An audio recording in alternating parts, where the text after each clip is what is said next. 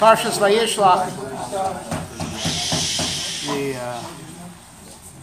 the ultimate parsha about the Jew in Golus.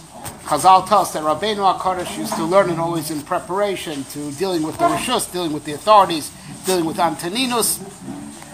The Ramban talks about it, that this is the parsha that really sets up the Maisa of a similar bonim of how Am Yisrael is going to contend with the Malchus when they're in Golus.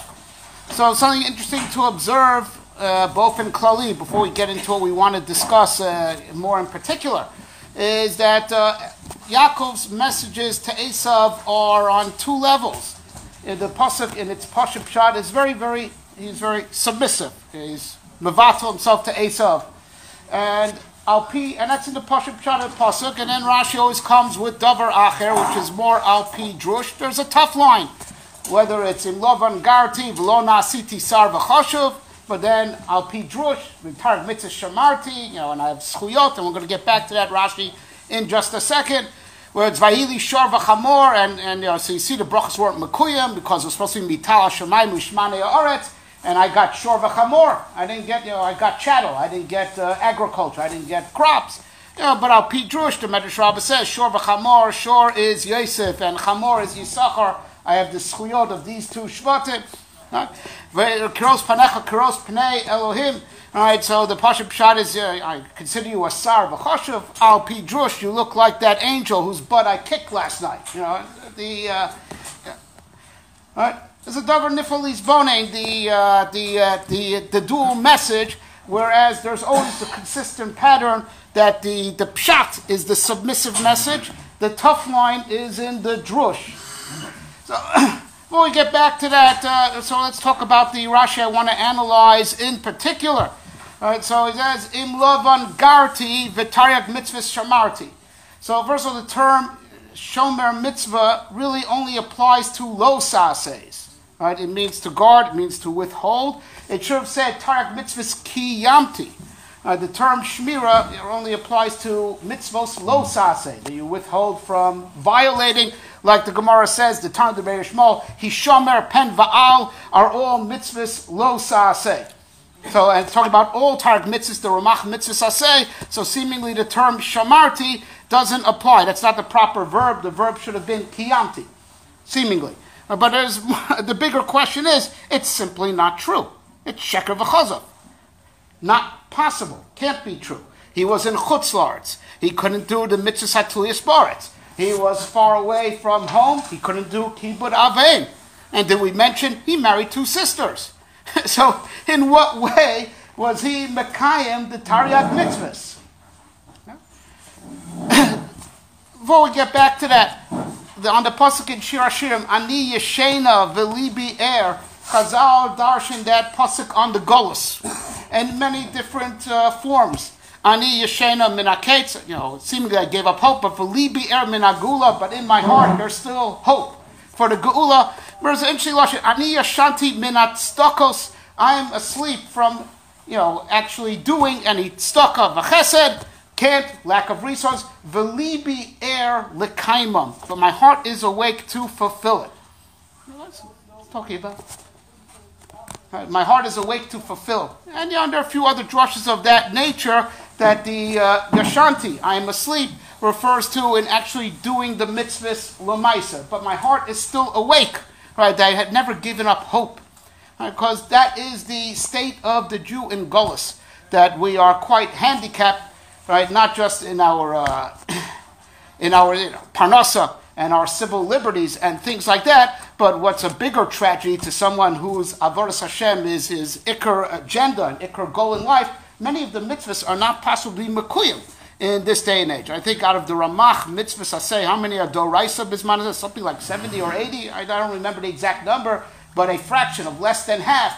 Rahman al-Tzan, with being in Golus, much of the ma'arechet, the system of Torah mitzvahs that's supposed to fix us and fix the world, not for naught that it's Taryag mitzvahs, that's connected to Ramach Varm Chisagim. This is we're supposed to use these tools to fix ourselves and fix the cosmos, and we can't do it. And this has been for nearly 2,000 years. So what's the answer? But the Indian is v'libi air, right? Because the fact that Am Yisrael, that's where their heart is. Their heart is awake. That means that's where their heart is. And like the Baal Shem Tov used to say, a man is where his thoughts are. Right? Because Am Yisrael very much would want to be Mekayim the mitzvahs. There has never been Misyayish on the day when these mitzvahs will be, reactivated with the coming of the Geula. Right, so with that, HaKadosh Baruch Hu gives schar to Am Yisrael, because since that's where their heart is, and it's mamish begeder oinus, that they're not being mekayim the mitzvahs, but they would want to, so HaKadosh Baruch Hu gives us schar and credit as if we did. So I'll pee this. All right, I want to explain that it says in the pasuk that Yosef tells the dreams to his father. Right? His father screams at him.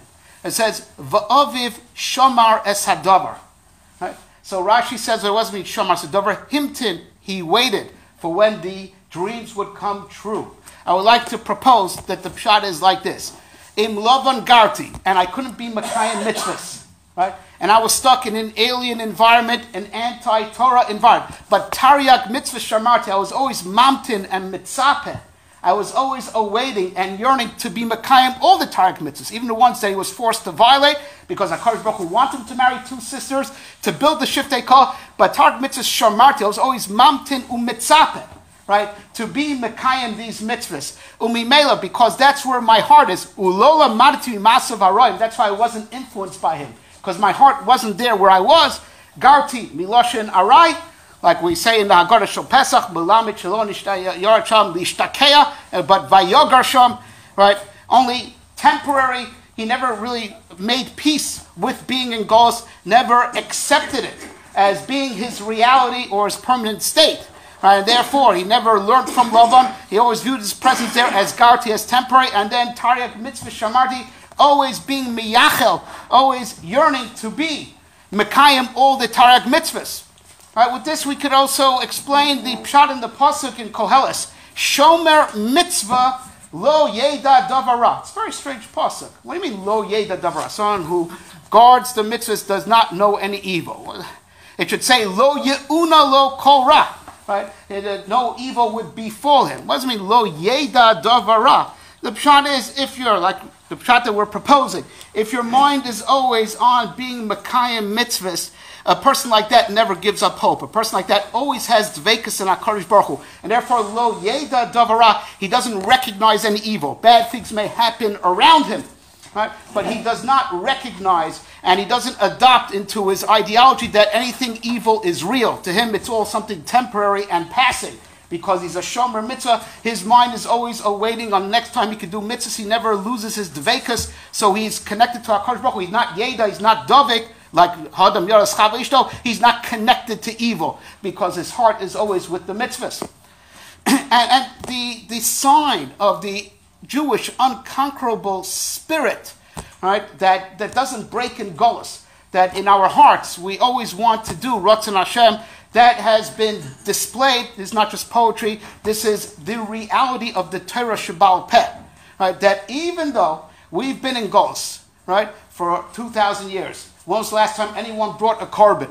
Right? But all the Masechtas of Kachin and Taras were all written in the Golus. Right? First the Mishnah, and then the Tosefta, and then whatever Gemara sign.